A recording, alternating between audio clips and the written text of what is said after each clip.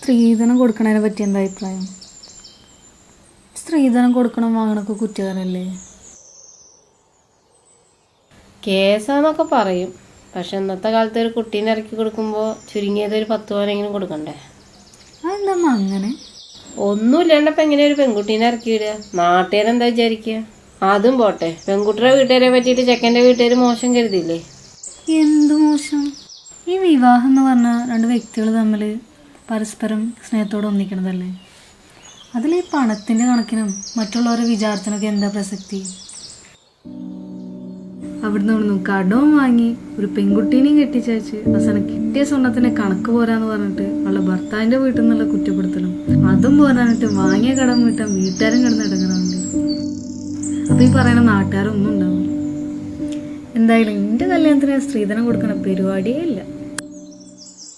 എന്തപ്പോ കല്യാണത്തിനെ കുറിച്ചൊരു ചിന്ത?